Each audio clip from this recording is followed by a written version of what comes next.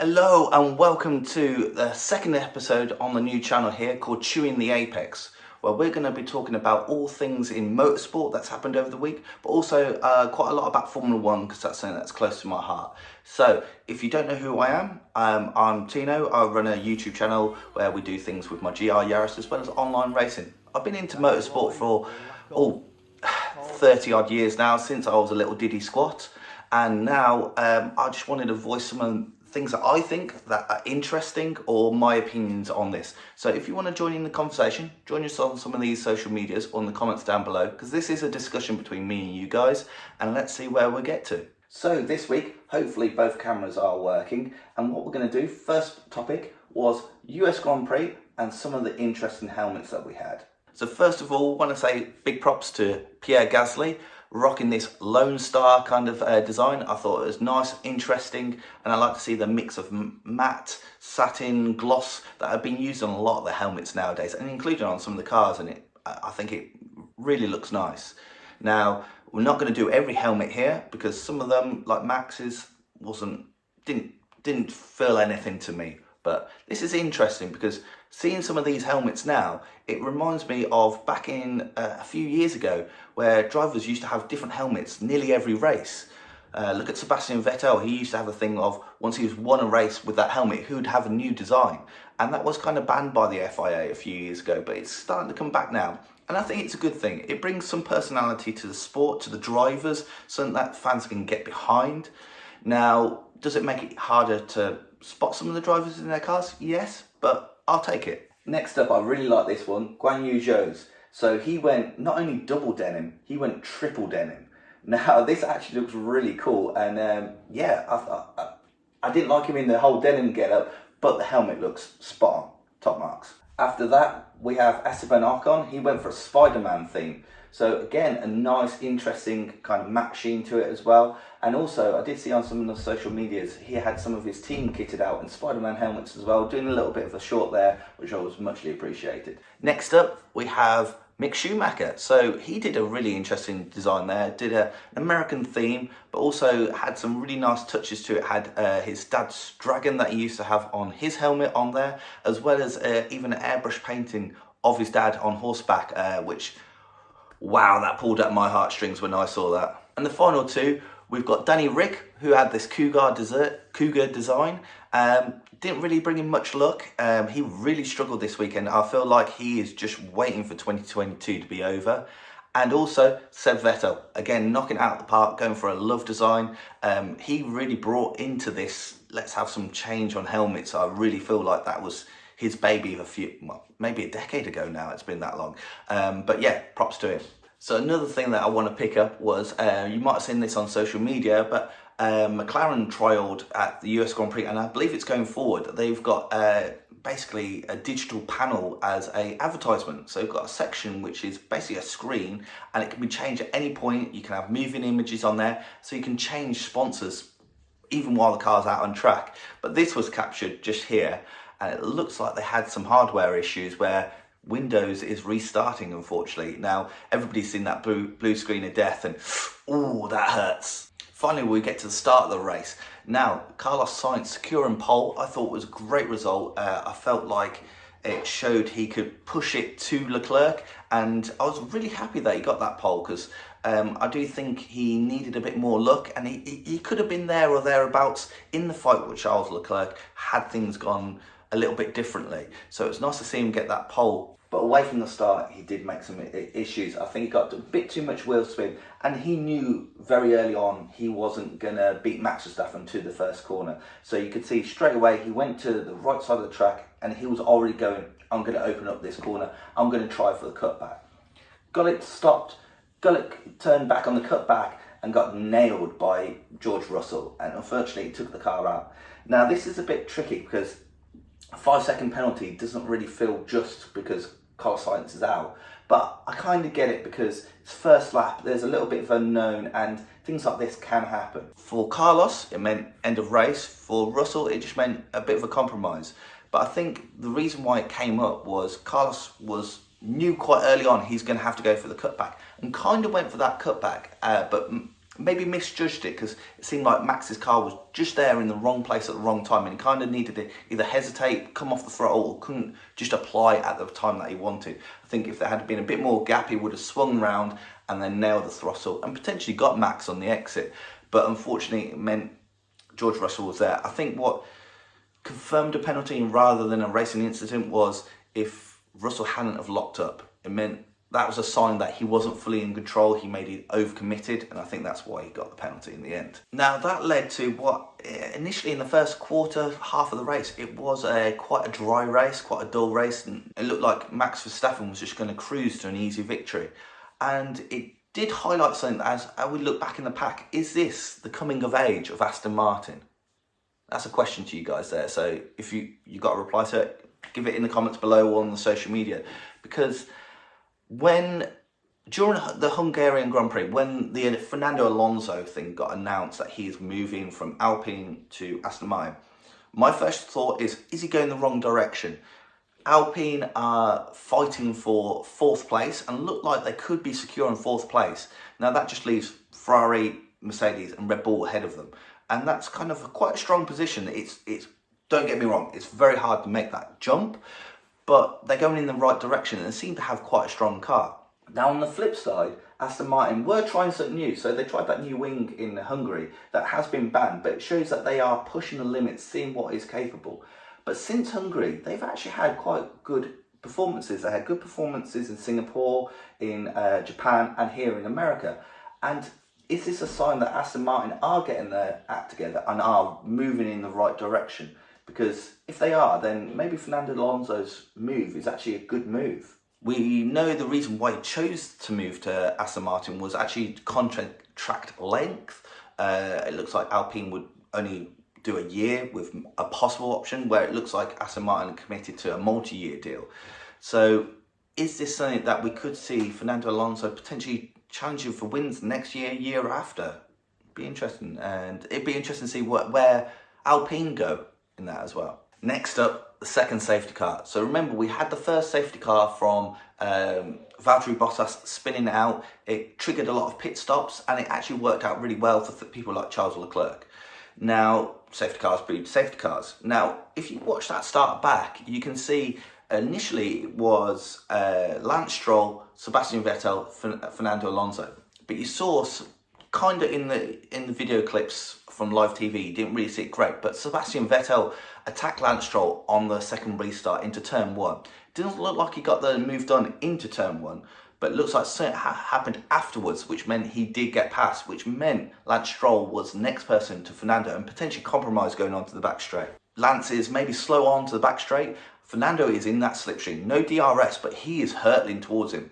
Now, this is one of my concerns that I don't like from modern race drivers. Now, it looks like over the last few years, maybe decade, maybe less than that, a lot of the new younger drivers coming in, and they're doing this thing where when somebody's in the slipstream, they do a little jink. A little jink to just maybe put them off, to go, I'm going to jink this way, so if you're going to go that way, you're going to have to go around the outside. And almost try and put them off. I've seen it a few times from drivers, and personally it's not my kind of thing. I think if you're going to defend the inside, you need to move to the inside. Also, because if they have got alongside you and you jink, you're going to have side-to-side contact. Now, it looks like Lance Stroll's done this kind of jink to try and maybe put off Fernando Alonso. And we have seen it in other races where drivers have backed out because of this, and it stopped the move. So I think it is a tactic that some drivers do use. But Lance Stroll's spatial awareness here really let him down, and he's jinked, and Fernando Alonso's got nothing that he can do. He's hit in the back of the car. It's quite lucky he didn't hit directly in the back and go up over the top, but he hit the left rear wheel of Lance Stroll's car and flipped the car up in the air. Once Fernando Alonso's car in the air, this shows Fernando Alonso is just built different. He's in the air and he's already turning the steering wheel ready to get. When the car lands, it lands and then glances off the wall, and the guy must have been winded, must have been in some sort of pain. Plus the damage to the car, like his car was fully up in the air, and I'm actually quite surprised the car didn't fully flip over. But he gets it down on the ground and manages to continue. Now, I would have seen a lot lesser drivers just go, you know what, car's done, let's just park it, let's just retire it. But the fact that he kept on going just proves Fernando Alonso is just a different breed. I think, what was it, USA Grand Prix 2016? You had Roman Grosjean complaining that the car was undrivable and he wanted to retire and he was on the last lap. And you actually had Gunther Steiner coming over the radio and just telling them, shut the hell up and just get on with it. Also, I think you saw the radio from Lance afterwards saying he's had a crash. I think his tone of voice and the words he used kind of confirmed that he felt guilty for what he's done. I think if you look at some of the social medias, some of the interviews that he's done afterwards, he was saying things like, yes, I've moved too late, but he didn't really seem like it was his fault. He feels like, I've moved too late, but Fernando shouldn't have been there, which I think shows a poor attitude. I am not a Lance Stroll fan in any means, and personally I think this shows that sometimes he came onto the scene and seemed quite immature, and he continues to show that immature streak, or in the title streak almost. One thing that I didn't like to see though was the fact that some drivers like Mick Schumacher backed off because they've seen this crash and there's debris everywhere, smoke everywhere, and some drivers still full yeeting it through the smoke. I think we had Esteban Ocon and Magnussen just absolute yeet through this smoke, and I thought, you know what? That's sometimes the problem in racing at the moment. It's almost like it's something that you see in the virtual world a lot. There's a crash and there's no repercussions if something happens. So people do yeet it through, hoping to gain advantage. And this is something we talked upon on episode 1. It often feels like sometimes people will try and gain advantage and do it in a dangerous kind of way. And this is what happened here. I feel like they did give the positions back afterwards, but they should have really been a lot more cautious. Pierre Gasly last weekend in Japan, really going too fast personally in the wet with that kind of visibility. Shouldn't have really been doing that. And I feel like a lot of people are taking too many risks in the wrong kind of situations. Take risks in side-by-side racing, yes, thumbs up. But in those kind of situations, I don't think you should be taking those kind of risks. Next up, when Max Verstappen came into pit, so this of course brought out a new safety car, so he came to pit and of course had this issue where his front left just wasn't going on, couldn't get the torque up correctly on the guns, and it meant he got jumped by Charles Leclerc, who had a normal default pit stop. But I did see, quite funny, they have sometimes these cameras that run along wires that track the car as they go along, and it looks like whoever was on it had some sort of malfunction because it hit the end of the rail and went straight up it. I thought it was quite funny.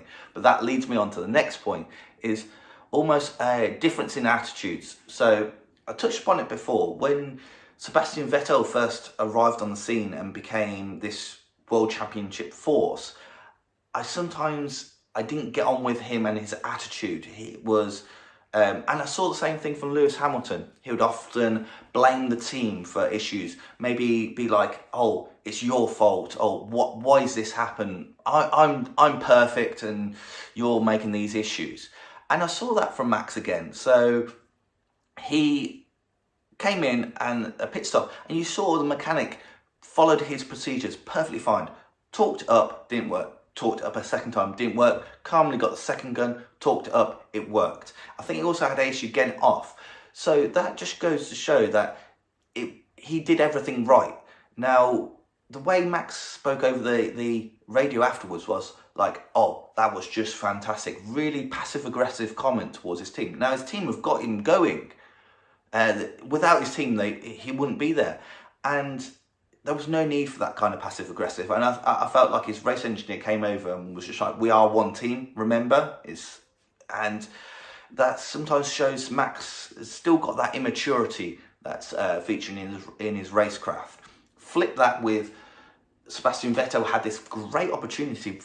Aston Martin were doing really well and had a great opportunity for a really good result and had a poor pit stop, a similar sort of thing, but didn't get down about it, didn't give all these passive-aggressive comments, just was like, "It's done now. We win as a team, we fail as a team. Let me do what I can do, let me get my head down, and let me get racing and catch these guys." And I thought it was interesting. I think what Sebastian Vettel won titles in 2012, so 10 years ago now. So I think 10 years ago Seb might have said similar things to Max, but 10 years now Seb, I feel like he's matured and he really gets it now. He's he's a really interesting, likeable person. So that brings us to the end of the race, and I felt like it was actually quite an entertaining race. I enjoyed it. It was nice to be able to watch it being after work. I could finish work and come back home and sit and watch it and just enjoy it, which is sometimes some of the European races I'm working, I can't watch it. So I really enjoyed it. I thought Max, props to him. I'm not a Max fan, but he managed to carve his way through the field, and I really enjoyed that, seeing that, even though he struggled. I thought it was nice to see Max kind of fight again with Lewis Hamilton, although I think it was a clear car advantage in Max's situation as well as a tyre advantage. It was a bit of a shame to see Charles. Initially you thought, you know what, all you need to do is once Max has passed, keep in that DRS, just keep it there, and as Max meets Hamilton and maybe gets backed up a little bit, this could be his chance. But the Ferrari really fell off. The tyre wear on the Ferrari looks like it is quite extreme. And I think also coming back to a point we made earlier, that Fernando Alonso is just made different. The fact that he had that potentially race-ending crash, the car was up in the air, he's gone up in the air, landed on the floor, hit the wall, got the car fixed, and it's not going to be 100%, and still came back to get more points than his teammate Esteban Ocon, which he had quite a poor Grand Prix, but a healthy car. But then to see at the end, Haas did a protest where they gave Fernando Alonso, I think, a 10-second stop-and-go penalty, which after the race converted into a 30-second penalty, which took him way out of the points. Now, this is a tricky one. So Haas, of course, have fallen foul to having to do stop-goes or come in and change front wings for flapping end plates in, I think it's 3 or 4 Grand Prix this year. And Fernando had this wing mirror that eventually came off. So it's not as if he was called in. Apparently Haas did put in some requests saying they wanted him to be called in and nothing was done about it. And I think that played into the disadvantage for Alpine. But the FIA have made a rod for the back. I feel like they need to look at, when they make a decision, they need to look at, if we make this decision makes a precedence, and how's that going to work going forward? How are we going to do this in the future going forward? And I feel like when they've decided to give the black and orange flag to K-Mag a few times this year for the flapping end plate, that sends a precedence that you've got to do it for everybody. But they didn't do it for Sergio Perez. They let it go until it fell off, and then, of course, it was perfectly fine. But then they didn't do it for Fernando Alonso, but then they penalised him afterwards when he couldn't make any difference about it then. I feel like it's the FIA are not thinking about the repercussions of an action. They're making a decision and not thinking about that kind of thing. And gutted for Fernando, absolutely amazing driver. I know they've protested it, re-protested it, maybe get the points back, but he had an absolute spot-on drive, and then to come away with nothing was a bit gutting. But I get where Haas are coming from. For me, it's an FIA issue, or their issue in how they police things. They need to make sure that if they're going to do a decision, it needs to be fair and the same for everybody and mirrored for everybody else. And with Max winning and I think Checo Perez coming like 4th, it means that Red Bull take the manufacturer's title as well as the driver's title this year. So congratulations, Red Bull, well deserved. It's always going to be a bit difficult with this whole cost cap thing still hanging over the air. I know we had Dietrich unfortunately pass away, and that delayed the results out of a mark of respect, but the FIA are not making their life easier by having these decisions be delayed this much already. What are the FIA going to do? There's talk over the weekend of them meeting with Red Bull and talking about what will be an accepted or an agreed disciplinary action. I don't think that should be what should happen. A team shouldn't bargain, shouldn't lobby what the punishment should be, because what happens if another team's lobby is better, or something changes in the future and the penalty will be different. I think we even had Mercedes already say they may do a tactical overspend this year / next year if the penalty isn't really just and isn't really going to cause them any issues. I think there's been talk of them having restricted wind tunnel time, but they've already gained a benefit. They've already won the title this year, they've already won the title last year. So is it really a deterrent? Is it really a punishment? Personally, I don't think so. But going back to the point, well done to Red Bull. You've got to finish races and you've got to finish them well and consistently to win a manufacturer's title. And we've still got Brazil, Mexico, Abu Dhabi left. There's 3 races left, so they've done it in great time. Another win for Max means that he could break the all-time record, 14 wins in a season, anytime in those next 3 races. So again, props to you. Final couple of points, moving away from F1, we have Toyota in the WRC. So of course, they actually secured the manufacturer's title also in the WRC. Now this was something that they secured drivers the last rally with Cali Rovanpera, and then they've secured the title for the manufacturers for the 2nd year running in with 1 rally to spare. So again, props to them, because you don't win these things by accident. It takes a lot of hard work and consistency over the year, so props to them. And final point for this week is Dietrich. As we know, he wasn't well, co-owner of Red Bull, which, if you don't know a bit of background from Red Bull, is one of the world's biggest privately owned companies. So Dietrich and his co-owner, they're the only people who own, and I think the co-owner's son, I think Dietrich owns 49, co-owner owns 49, and son owns like 1% or something along those lines. And it's still a privately owned company, you can't buy shares in there. And Red Bull have gone from, like, I remember when I was a kid, probably, this is early 90s, Red Bull weren't anything big. You saw their quirky kind of adverts, give you wings, here, there and everywhere, but they weren't a big company. But now they are an international steamroller. They have 2 F1 teams.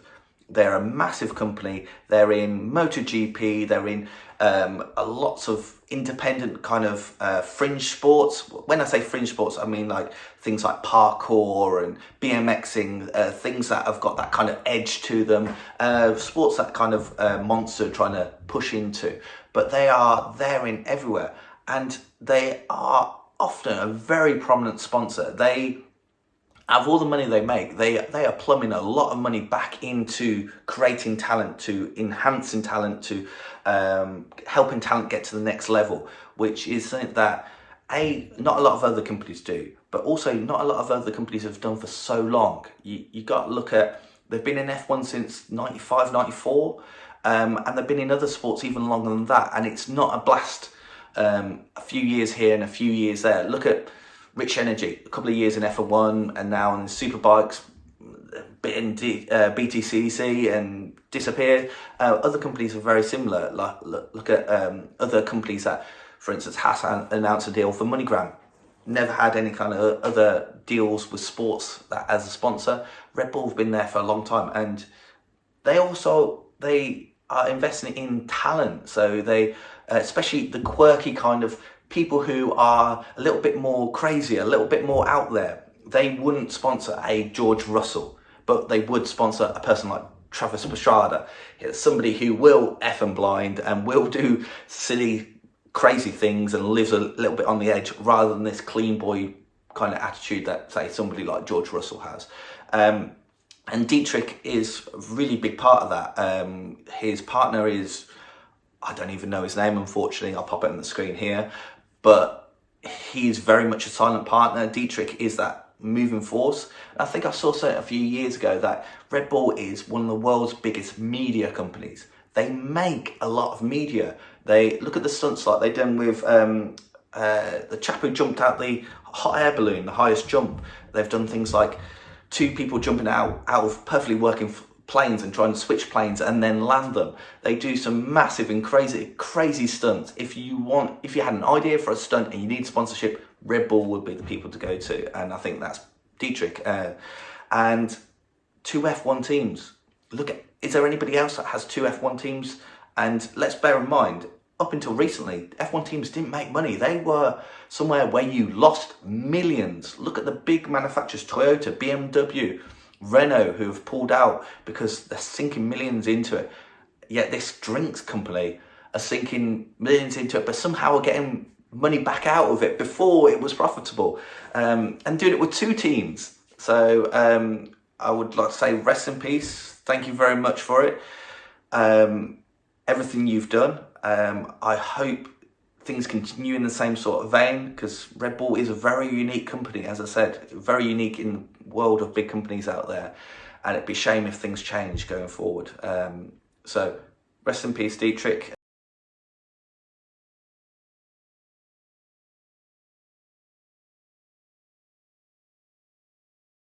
That's the end of this week's episode, episode 2 of Chewing the Apex. If you like this, give it a thumbs up, like it, subscribe it, share it with your friends. Hope to get it out there more. Until the next time, goodbye.